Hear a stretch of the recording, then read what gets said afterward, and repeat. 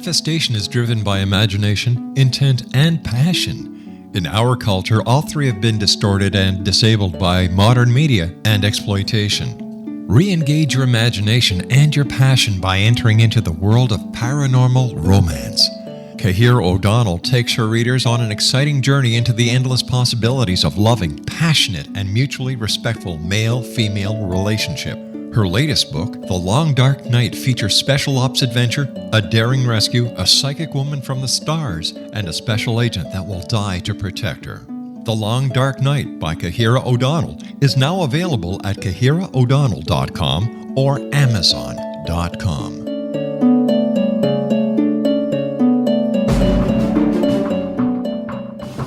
The new nonfiction book, Razor of Madness, is similar to cult movies like Clockwork Orange, Dragon's Tattoo, or The Other Side of Hell. Wayne Morin Jr. and Thomas Lee Howe will expose widespread and systematic deficiencies in this thought-provoking tell-all novel. Mind control rages among scholars in law schools. Human rights are ignored while thought reform and mental manipulation are accepted practices used as behavior modification. Dr. Louis Jolyon West comes to mind. Media and public scrutiny shows that United States mental hospitals are in fact destructive murder industries. Razor of Madness expose novel details this epidemic through an in-depth professional and personal investigation. For decades, there has been a revolving door policy that still releases killers and pedophiles back into society. The maestro of mind control continues to haunt America to this very day. Razor of Madness is available in paperback or as a downloadable ebook at amazon.com.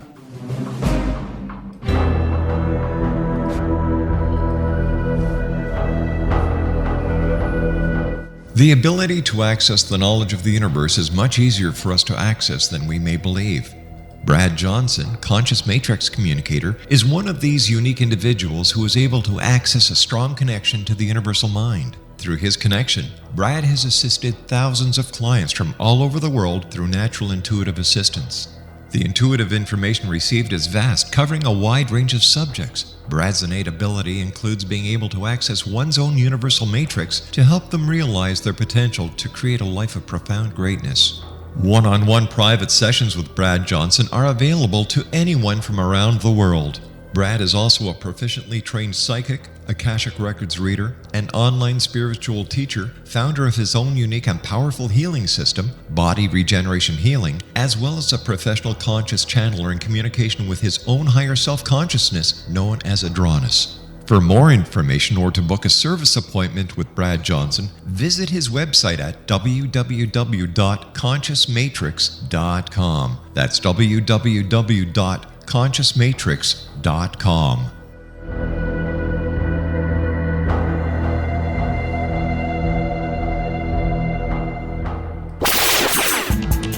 Ever wondered if your advertising dollar is really working for you? If your ad would have been here, you and more than 4 million people would be listening to it right now. Contact ads at xzoneradiotv.com. All Hit Radio.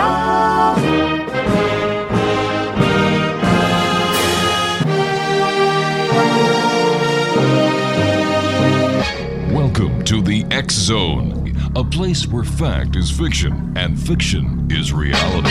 Now, here's your host, Rob McConnell.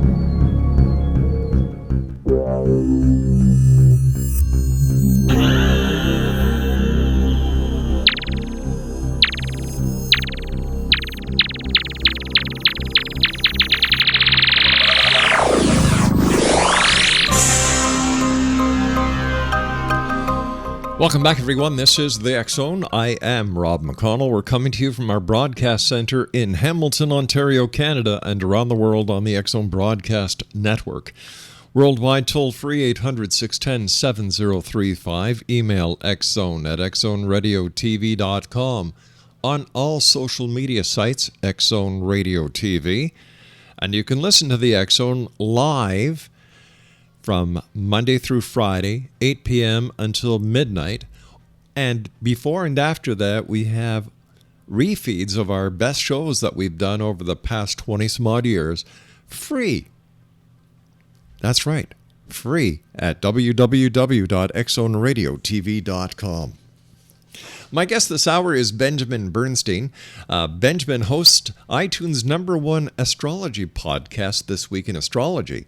In 2014, he was voted Western North Carolina's best astrologer in WNC's Premier Reading Survey. Benjamin is a professionally certified astrologer and has done about 6,000 astrology and shamanic healing sessions with a global clientele. Benjamin has lectured at 3 national astrology conferences and has taught at 2 national astrology retreats. He has written numerous astrology forecasts for Natural Awakenings magazine and wrote the shamanic astrology chapter in the 2013 book Transpersonal Astrology: Explorations at the Frontier. Benjamin is also a shamanic healer who consistently facilitates powerful healings and spiritual awakenings in his clients. He has devoted himself to over 30 years of spiritual practice. His path has included Kriya Yoga, Buddhism, Peruvian shamanism, and San Pedro plant spirit medicine. Joining me now is Benjamin Bernstein. And Benjamin, welcome to the X Zone. Great having you with us. Great to be here, Rob. Thanks so much for having me on the show. My gosh, you've done so much. Are you sure it's only taken 30 years? I believe that's about right. My gosh. What started you on your voyage, your quest, your journey? What got me on the quest? Yeah. What started you on your quest? Actually, it was all very synchronistic. Let me mention I'm getting some weird feedback of my own voice, and if there's some way to tone that down, it'll be easier for me to hear you. Unfortunately, that's not on our end. Okay, I will. I'll make do. I actually moved here to Asheville, North Carolina in 2001 in order to be a singer-songwriter. Okay, I think I just figured out the issue. Thank you. And what happened was nothing went the way I thought it was going to. I did not make a good career of being a professional musician, but I synchronistically started getting interested in astrology a couple of years after I moved here. By the time I was ready to throw in the hat as a professional musician, I was ready to hang out my shingle as an astrologer. And from there, one thing simply led to another. I was starting to make some money as an astrologer. A friend asked me if I wanted to attend a shamanic plant spirit ceremony. I did that. That rocked my world in a huge way. And as I began to work more intensively with plant teachers like San Pedro and ayahuasca, it transformed me. And ayahuasca herself eventually called me to be a shamanic healer in one of the ceremonies. And so one thing has sort of synchronously led to another. All the things I'm doing now that I love the most are things I never had planned in the first place. So it's like I've sort of surrendered and gone with the flow, and I'm trying to really be guided by my internal wisdom as opposed to trying to figure it out from the Benjamin level. What effect or what use is ayahuasca when it comes to the shamanic way? For me, it's been incredible. Ayahuasca is an incredibly powerful plant spirit. I thumbnail her by saying she's like a vast, hyper-intelligent, multidimensional awareness that extends everywhere from the physical tea you drink in ceremony to absolute divine union. And when you commune with her in ceremony, she can speak to you, she can open you to other dimensions of consciousness, she can give you profound healings. I've heard many people comment that they felt like they got more healing in a single night ceremony than they got in like 5 years of psychotherapy. Wow. So it's very experiential, it's very intense. I definitely recommend people only think about doing ayahuasca if they're really called to it and really willing to face whatever is going to come up in the process. But for me, it's been, the most powerful healing and awakening path I've ever walked. So for me, it's been a profound life changer. Going through your bio, you have some very impressive achievements. You host iTunes #1 astrology podcast. You were voted #1 astrologer in Western North Carolina. How did you accomplish all this? I just sort of kept going. I started my podcast, just at the beginning like anyone else, but I just kept doing it every single week. I did it the best I could. Astrologically, I have a Virgo moon, which is all about constant refinement and upgrading. So anytime I thought of a way to make it better, I would just make it better somehow. Good for and you. Just that sheer persistence over a number of years. The podcast has been going now for 8 or 9 years. And you just keep doing it. You keep doing it the best you can, make it better and better, and it just gets quality over time. See, I appreciate people like you who do not give up. Well, what I do is my life's work. I'm really privileged that what I do for a living is what gives me the greatest joy. I can honestly say my work is the biggest fun I have. So to be able to have life purpose and career be the same thing is just an exceptional privilege. I've been doing this show for a number of years, and I've never heard of shamanic astrology before. That is sort of a specialty, and I should mention there are other people who do shamanic astrology, and they all mean something different by it. Okay. So what I'm going to say about it is only the way I do it and isn't meant to be universal. But what I do is, in the context of a reading, we will do the usual Western astrology thing. We'll look at the chart, we'll analyze what this planet means in your life, but then we'll go a step further. We'll say, this planet is a living being. It's an actual consciousness, and we can talk to that planet and ask it to behave differently. As an example is, let's say someone has a Neptune-Sun conjunction in the chart, which on the low side could express as excessive use of drugs or alcohol, excessive escapism. It could be playing the martyr in a relationship or feeling kind of drifting and aimless. But that exact same Sun-Neptune conjunction can be taken to the high side and used for deepening your spiritual awareness and for really powerfully letting your creative inspiration come out in your life. And the principle I've always used in astrology is if you keep a planetary force or a planetary combination busy on the high side, it doesn't have as much energy left over for the low side. So my premise is there's nothing inherently good or bad in astrology at all. It's just raw material. And that's why I say I'm a little bit more of an educator than a predictor. I'm not going to tell someone this exact thing is going to happen in your life. I'm going to tell you, here's the raw material. Why don't you partner with it and get the result you prefer? That's a rather unique approach to astrology. Because most people go to astrologers and they want everything handed to them. And I agree with you. Here's the raw material. Go out, work for it, and make it work for you. That's fantastic. Yeah, and I'm not really unique. I know lots and lots of astrologers who have a similar approach that I do, and it's becoming more and more common. So thankfully, more and more astrologers are working in this more collaborative way and understanding that it's really about educating the client, not just laying a hardcore concrete prediction on them that may or may not happen. Benjamin, let me ask you this question, speaking about planets. When Pluto was downgraded from a planet, did that affect anybody's astrological chart?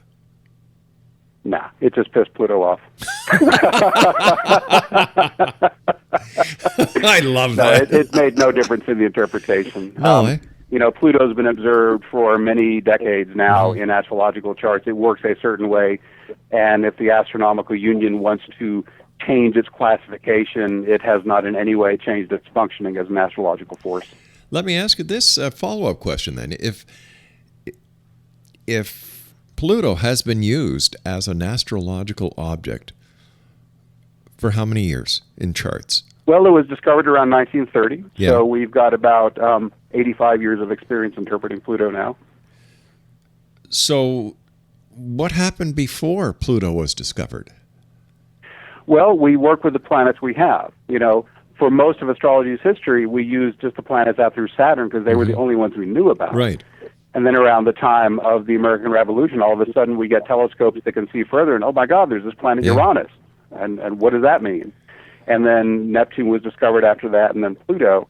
And what happens then is, some, and I would say most Western astrologers have chosen to bring those planets into the horoscope and use them. And through observation, like you said, I've done about 6,000 sessions, and those are very powerful planets. They profoundly shape the personality, and I couldn't imagine not using them.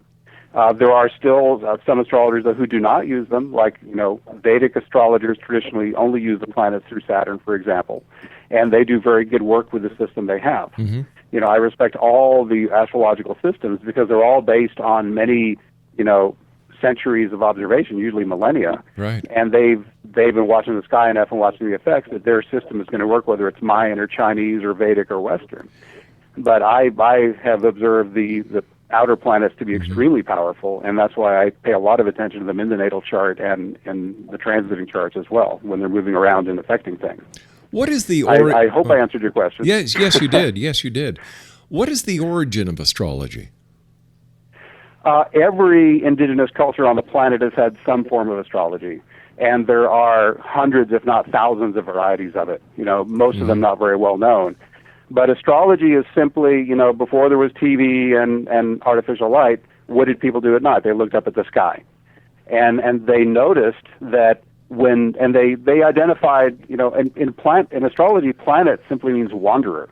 And the sun and moon are considered planets for that reason because they move in the sky. Right. So they watch over periods of years, of decades, of centuries. They pass their law and say, hey, when these two planets come together, these kind of things tend to happen. We've watched it for a long time.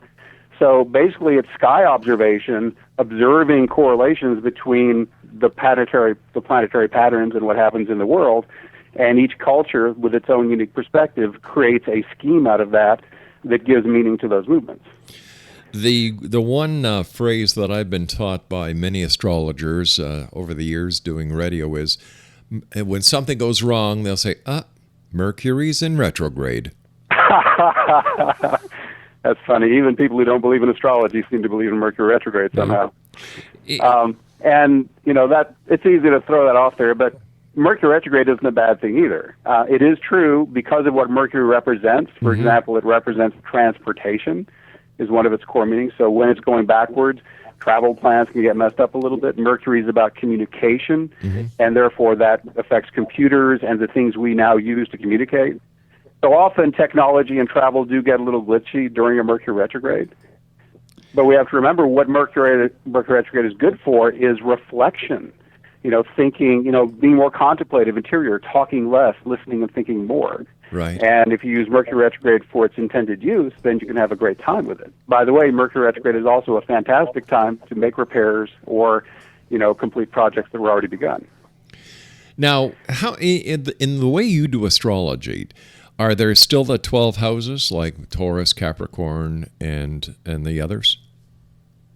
Yes, except what you just named were actually the signs. The houses are a different system. When I do a horoscope, the outer ring is the signs you just mentioned, but inside of that are different 12 sectors that are what are called the houses, the 12 fields of life experience. So I do use houses. There's in Western astrology, like 30 different house systems. Mine's called Porphyry, and it's worked for me over the course of my career. How do you incorporate astrology with your shamanic healing work? I can flow pretty easily in and out of my modalities. For example, I sometimes will have clients call me and say, oh my God, you do this, you do that, I don't know what to ask for. And what I'll ask them first is, okay, are you more interested in gaining understanding of what's happening, or do you have something that needs to get healed? And that, of course, will tell me, do we need to start with astrology or start with shamanic healing? But often we'll begin with the astrology, and of course astrology is an incredible analytical tool, and it's so good at getting into what's going on in a person's life, what the soul blueprint is, and it becomes pretty quickly apparent through my conversation with the client where they're on track with that and where they're not. And often with my shamanic sensitivity, I can go, okay, you've got this energetic block here that is interfering with this high side expression of your chart. Would you now like to take a few minutes and let's set the astrology aside and let's actually clear this sticking point in you energetically that's getting in the way? So what I love about the combination of astrology and shamanism, astrology is great for the analysis and the diagnosis of what's going on. And then you can switch over to the energetic modality of shamanism to actually clear it at the core level. Now you say that clients who are in the most extreme crisis are often poised for the biggest breakthroughs. How do you... Absolutely. Can you tell me more about that? Well, I've seen it over and over again. Yeah. I remember distinctly a client who was here just 2 or 3 weeks ago, and they came in and described how their life was totally falling apart, and I just smiled and said, that's so wonderful. You're ready for the breakthrough. And they thought I was joking, but then 10 minutes later, I led them through my invocations, and they actually broke through to this amazing state of peaceful spiritual awakening and said, oh, that's what that was for. The reason that crisis is so helpful in the breakthrough is because if your life is just coming along great and you're all comfortable and everything, you're not going to change. You're going to flow with what you've got. It's only when your life gets sufficiently disrupted and the status quo becomes sufficiently intolerable that you're going to be open to a significant change. And that's when you're ready for the breakthrough. And that's why crisis is such a wonderful setup for a breakthrough. I hope that makes sense. It certainly does, because I use an analogy that you can't have success without failure. Exactly. Yeah. Failure is just a learning opportunity. Oh, I can do this better next time. I learned that way to do it wrong. Exactly. And for some unknown reason, people who try and at the first sign of failure, they give up so easily. And the lesson is just beginning. Exactly. Yeah. It's the perseverance that makes the mastery. Yeah. Can you tell me how your astrology could help people in their day-to-day lives? Oh, yeah. Astrology addresses literally every facet of human life. I frequently am asked questions about career. Am I doing the right career? Why is my career in crisis right now? And I can look at the chart, and I can look at the houses, the little sectors of the chart that are career-specific. I can look at the moving planets. Okay, you've got these planets affecting these career houses right now. That's why, for example, if you got Saturn in your 10th house, he's usually going to bring up obstacles and challenges. Right. So I can tell them not only if they're even doing the right thing based on the chart. Now, the chart doesn't say you should be a system software engineer, but it might say you'd be well inclined for technology and high tech, right? So I can give them the flavor of the career, and I can also tell them when big times of opportunity are going to be in career and when the big challenge times are going to come up too. So I can give them this wonderful information. Does this mean I should bail now? Or does it mean, as I look at the chart, just hang out 6 months, this challenging energy will move along and things should clear up and be easier from this point forward. So those are some examples of ways in which astrology can be helpful. I use career as an example, but same thing whether it's romance or spiritual path or whatever field of life you're interested in learning about. It's all expressed in the astrology because it's a complete soul blueprint. Over the years you've been doing astrology and shamanic work, have you seen a change in the people that are coming to you? Are they coming for different reasons than they were when you first started? Does society play a major role in why people seek astrological advice? It does, and now then again, my clientele is not typical. When I first opened my practice, I told the universe I want people who are working on themselves. So I don't get a lot of people who are just looking for a fortune teller. And when I tell them I can't give them a concrete prediction, they say, good, I don't want that. I want to know how I can work with this consciously. Right. What I'd say the biggest change I've seen is I'm getting fewer clients who are just saying, oh, God, I'm in relationship crisis or I'm in work crisis. They want to know how can I deepen my spiritual connection. I'm getting more and more people who are already awake spiritually, and it's getting surprisingly common. And I work with people not just in Asheville, North Carolina, where I live, but I work with clients all over the world. And it's so encouraging to see so many people now who are so awake and are so in touch with their real spiritual core already. And it's so fun to work with people at that level where they're already having some consciousness and they comprehend where I'm coming from when I start helping them move into higher dimensions of consciousness. In your opinion, based on the work that you've done over these years, what type of spiritual awakening is humanity facing? What I perceive happening is a global awakening. I can foresee a day in the not too distant future when everyone on the planet will be spiritually awake, and that will just be the new normal. It used to be a couple of decades ago, it was a huge deal if you heard of some guru in India who was actually enlightened. Yeah. I literally know personally dozens of people who are just flat out spiritual awake.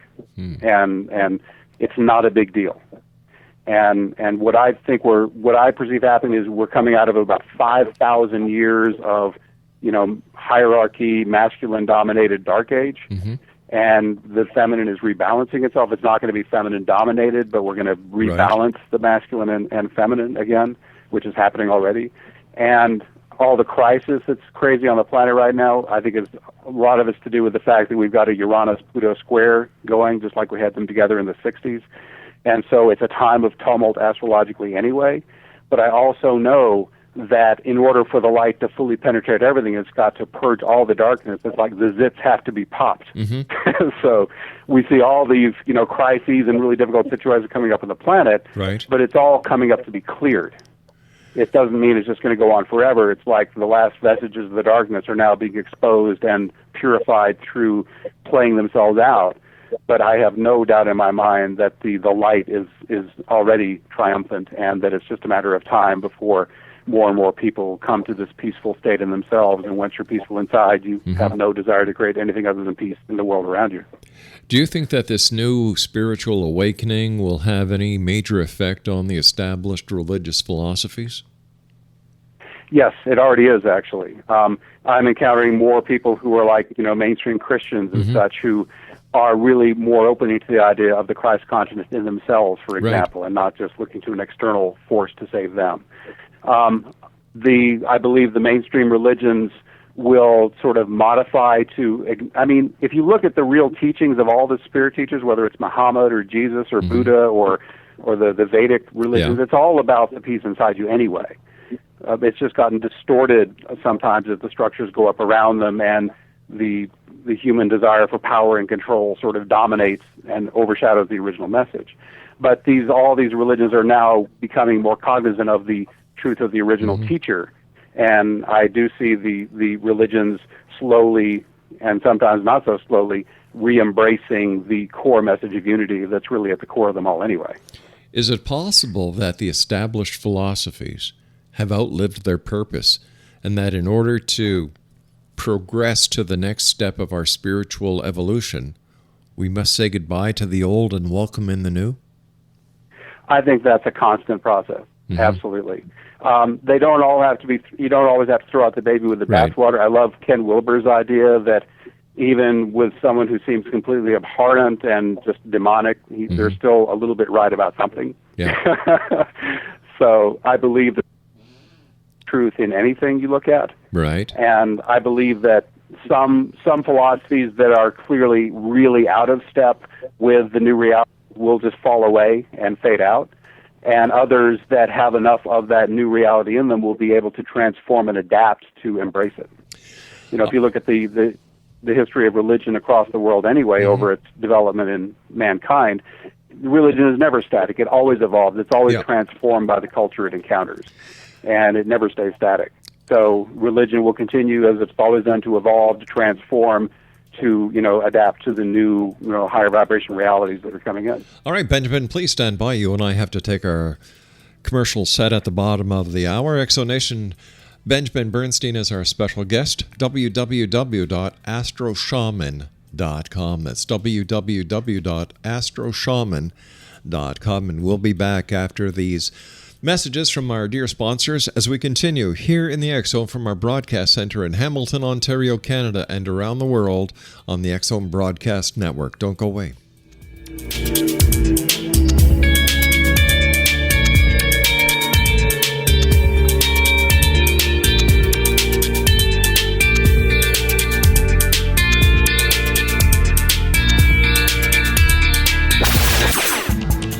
Ever wondered if your advertising dollar is really working for you? If your ad would have been here, you and more than 4 million people would be listening to it right now. Contact ads at xzoneradiotv.com.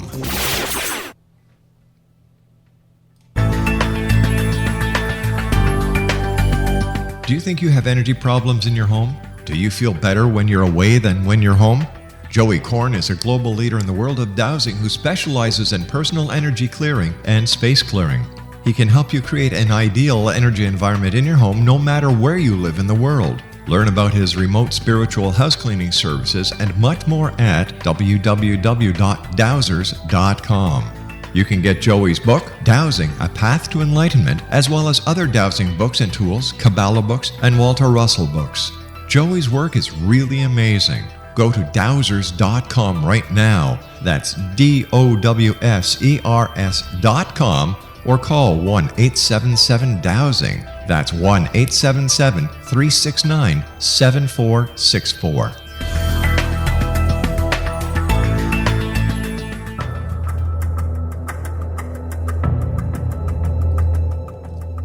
Modern Esoteric, Beyond Our Senses by Brad Olson, consummates the lifeology story about where humanity originates. It is the lost continents, the primitive wisdom, the mythos of creation, and the rethinking of ancient history as we are taught in academia. There is much more to the story than what we have been told. As this is the first book in the esoteric series, modern esoteric starts at the beginning of time and accelerates up to this modern age. Future Esoteric is book 2 in the series and takes a forward-looking position ahead of today with an open and honest examination of the ET issue and various unexplained phenomena. To discover the writings of author Brad Olson, visit www.bradolson.com. That's www.bradolson.com.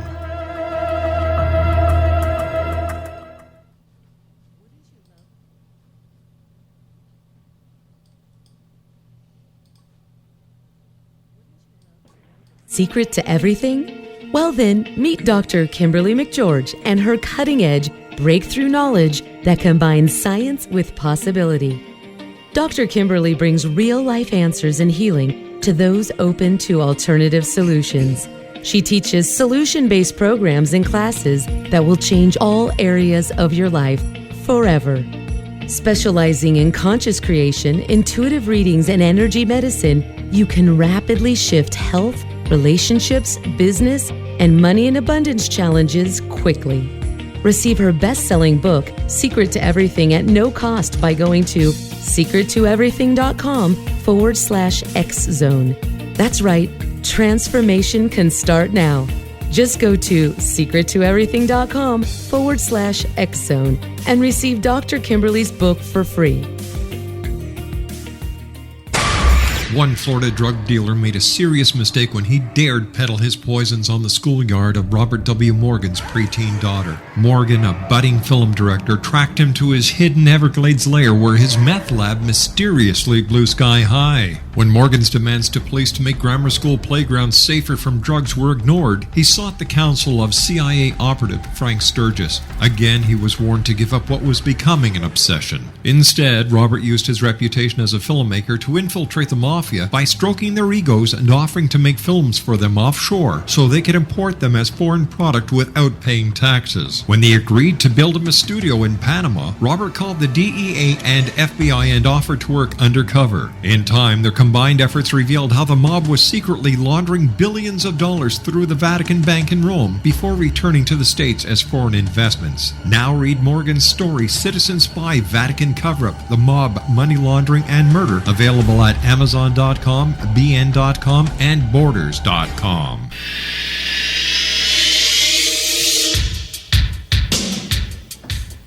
My name is Michael Telstar, Canada's leading mentalist from Toronto, Ontario.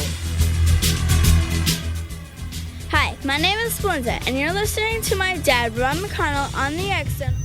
This is Psychic Dorothy from St. Catharines, and you're listening to Rob McConnell. Hello, my name is Holly Reeves, an astrologer from Astro For You, and you're listening to Canada's #1 paranormal radio show, The X-Zone, with Rob McConnell. Welcome to The X-Zone, a place where fact is fiction and fiction is reality. Now, here's your host, Rob McConnell.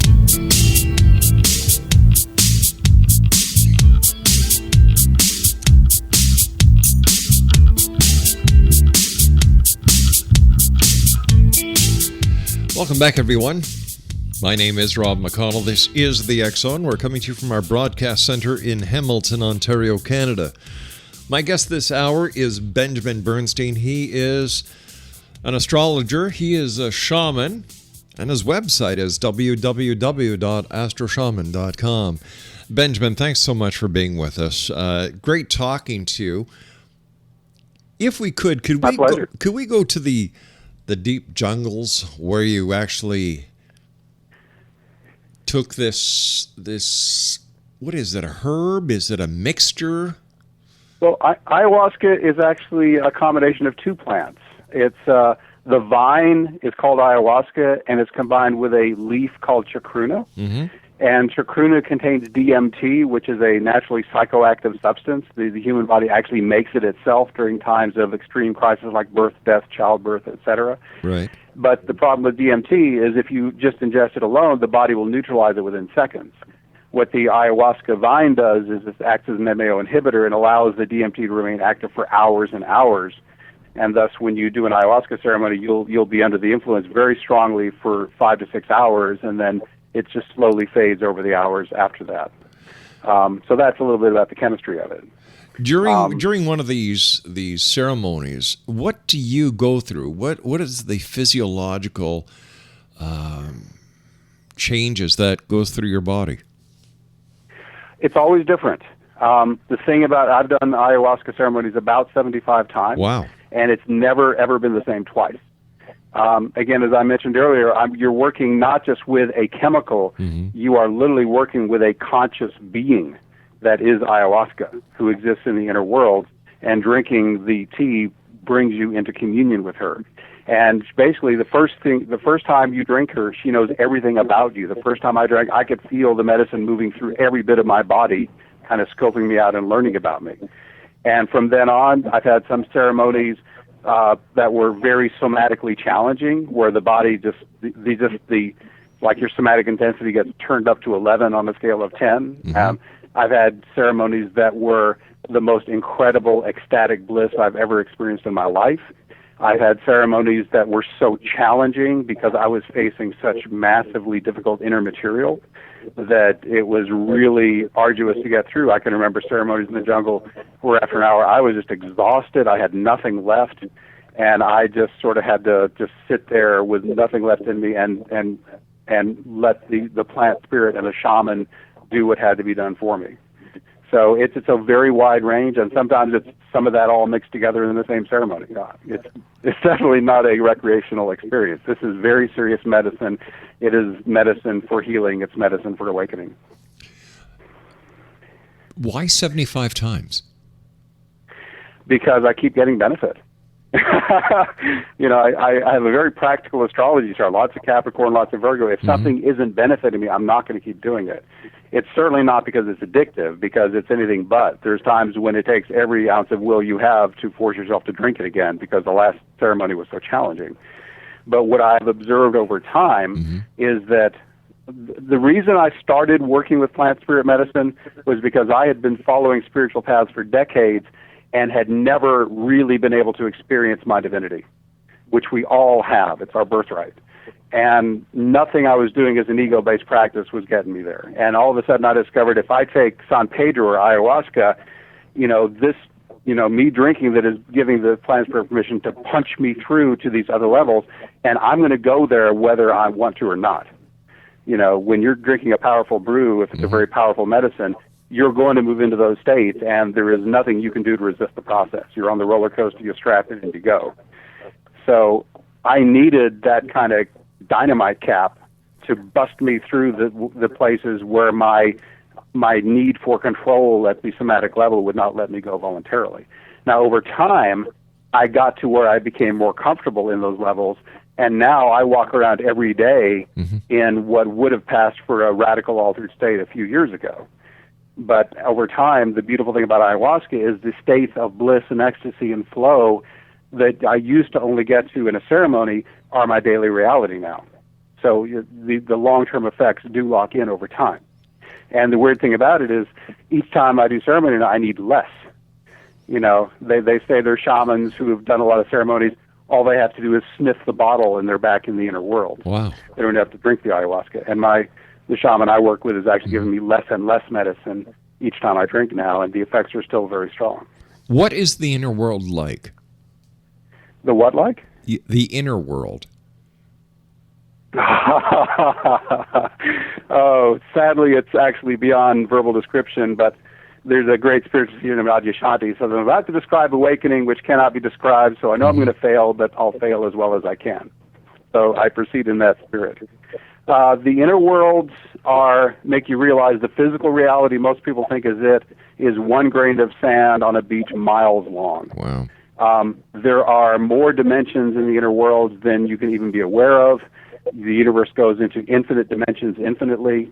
And what my experience has been over time is what ayahuasca has allowed me to do is progressively, when I'm ready, move into the next level of awakening to what I am, which, I would thumbnail it as I, like everyone else, am the entire universe and all the dimensions of consciousness. It's, my perception is it's all God, all the time, everywhere. Everything, everyone is just all God. Well, the physical world is just a denser aspect of that. Yeah. I agree with you that everyone is God, because in the book of Genesis, it gives you that, it tells you that you're God, because if God created you in his image, his likeness, then you are God. Right. Like, what is so hard for people to understand? Right, and more people are getting that now, not just through belief, but through the experience. And the beautiful thing about plant teachers like ayahuasca or San Pedro is they can escort you into that knowing. They can actually help you merge into that reality. And I'll hasten to add, I know a lot of people who are very spiritually awake, and they've tried ayahuasca, it doesn't do a thing for them. Really? Okay. Yeah, and so some people don't need it. Some people are already to the places where others need ayahuasca to get them to. So for those who it's helpful for, it's incredible. But I also want to just readily admit that there's some it's just not the right medicine for. And so it's not the panacea for everyone. What I tell people who are interested in ayahuasca is 3 things. A, do not even consider drinking it unless you, A, feel really called to it within yourself. B, unless you're ready to face the most challenging, intense psychological material in your subconscious with no way out except through, which may take hours of a ceremony. And 3, don't drink it unless you are in a ceremony being handled by a very competent and very high vibration shamanic, practitioner who's trained as an ayahuasquero, not just someone who got some ayahuasca. It's just too powerful. It's too strong to trust to someone who hasn't had the years of training in the jungle that are needed for them to attain the mastery needed to facilitate a ceremony like that. I remember seeing a special on CNN about the ayahuasca. I don't know when it was, this year or last year. But apparently it's turned into quite an industry in that part of the world. It is. Ayahuasca tourism is big business in the Amazon and all of South America now. And it's not just there. There's now ayahuasqueros traveling all through the United States undercover. I mean, technically, one of the foolish things of our current laws is that ayahuasca is classed in the same category with heroin and cocaine, when in fact, it's the very medicine that could heal people of those addictions. One of the first things ayahuasca does is if there's an addiction in you, whether it's alcohol or anything else, it will purge that spirit from you so that the addiction is gone. So, if you do ayahuasca in the United States, you just have to be discreet about it and kind of only tell people who, need to know kind of thing. How would you know? Like, obviously, you are well-versed, you're experienced, you know where to go, who to listen to, who is a high, which shaman has the ability to take you through this inner journey. But how would anyone who doesn't have the experience that you have know who to trust, who not to trust? Good question. Well, first, if they themselves have any sensitivity around that, if they can read vibes of people, that would be the place to start with their own inner guidance on that. But beyond that, just on a practical level, if they're intrigued in doing ceremony with a shaman, get some referrals. Find people who have drunk with that shaman and see what they say. And, as you listen to these people, what do the people themselves feel like? Are they, what I've observed with the people I know who have been drinking ayahuasca for many years, and it's part of their path of awakening. They become more open-hearted, they become more compassionate, they become more responsible, they become more radiant. They improve in every way as a person. It's the total opposite of the arc of a drug addict who just, goes down the spiral. The people who drink ayahuasca regularly actually go in the opposite direction. So the people who you've been asking about the referrals, are they the kind of person you want to be? Would be another way to think about that. Exonation, my guest this hour is Benjamin Bernstein. His website is AstroShaman.com. And I'm sorry for cutting you off there, but there was a little bit of a gap, and I wanted to get your website in there as many times as I could. I understand that you host a shamanic awakening ceremony a few times a month. Tell me about that. Yeah, right now it's on first and third Tuesdays, and it is mentioned on my website. What we do there, I sort of thumbnail it as it's like an ayahuasca ceremony without the ayahuasca. So it incorporates 2 primary modalities. The first is invocations, which is my favorite thing to do with people, because it may sound insane to hear me say this, but most people, if I guide them with these invocations, they can literally be in an awakened state, often for the first time in their lives, within 10 or 15 minutes. It literally is as simple as asking the part of you that's already awake to bring that consciousness to you, and passively breathing and allowing it to happen is all it takes anymore. The veils have gotten so thin between the spirit world and the physical world now that, what used to take years of grueling sadhana on a really disciplined spiritual path can now be attained in minutes by asking for it. Do you think that veil is the core of what we do? Do you think that veil is going to become thinner and thinner until it's non-existent? I don't know if it'll ever be non-existent. Well, maybe over a very long period of time, but it's definitely getting thinner. I'm observing it, all the time. There's no other way I could take people who've never meditated a day in their lives and have them in this state sometimes in just 10 minutes, And I'm not doing the state for them. I'm giving them the words to say, and I am holding space for them, but they are awakening themselves. You can't awaken someone else. It's an inside job. You can give them the tool and help them go through it, but they do it themselves. Why is meditation so important? Meditation or practices like invocation are important because they let you be yin. We in America here and most Western countries, it's a very yang world. It's all about accomplish, act, do, just go. And that's not healthy. That's not how nature works. Nature rests as much as it acts. And meditation or just laying on the ground at the park or something, you've got to take that passive resting time to balance it out. And also, you will not experience the subtleties of this incredible universe inside yourself, the spirit world, if you're constantly doing things in the outer world. So meditation will allow you the space to explore those inner worlds, which actually are the juiciest thing to explore, far more than even the most beautiful place on earth, in my experience. So meditation is basically grounding us? There are so many forms of meditation. They do so many different things. There are some meditation practices that do ground. There are some that do exactly the opposite, that can take you out into celestial space. Wow. I've encountered a lot of clients and friends who are space cadets. They're naturally so spirit, it's all they can do to stay in their bodies. They need a meditation practice that grounds them to the earth, something that's more shamanically focused. Other people, like the way I was in my younger years, where I was just so locked into the physical that I couldn't get to the spirit world, they need a path that blows open those doors and lets them get out into the spirit world. So there's infinite varieties of meditation and lots of different ways of doing it depending on a particular person's needs. Would you suggest that children in today's society, with all the peer pressure that they have, that meditation would be a good idea for a young person? Yeah, and talking about kids, I mean, the kids I'm encountering are so much more awake already than us adults are. One of the ways I know the golden age is happening is these kids I'm seeing are so together and they're so conscious, and they're just at a higher vibrational level when they come in the first place. So they're going to be our saviors. They're going to be teaching us. So, wow. But with that said, yes, if you give them a meditation that's age appropriate, if you just tell the kid, when you're feeling stressed, the simplest meditation in the world is just to pay attention to your next breath. Just let the breath come and go and just give your full attention to the sensation. For those few seconds, you will not be thinking because you have one point of attention. It's either on that breath or it's in your head. And each moment you spend in an experiential awareness that isn't mental is a moment when you've just rejoined with your real source. So teaching them even something that simple, just pay attention to the next breath or two, and it will calm you down, can be real helpful. You want to give them a meditation that's appropriate for their age and for their particular disposition, of course. So the old saying, stop and smell the roses, is very important. Yeah, I do that every day. I've got flowers in my backyard. I go smell them, and so do we. I mean, it transforms me. Yeah, these scents are just amazing. They create a shift in the body immediately. I've got to be honest with you.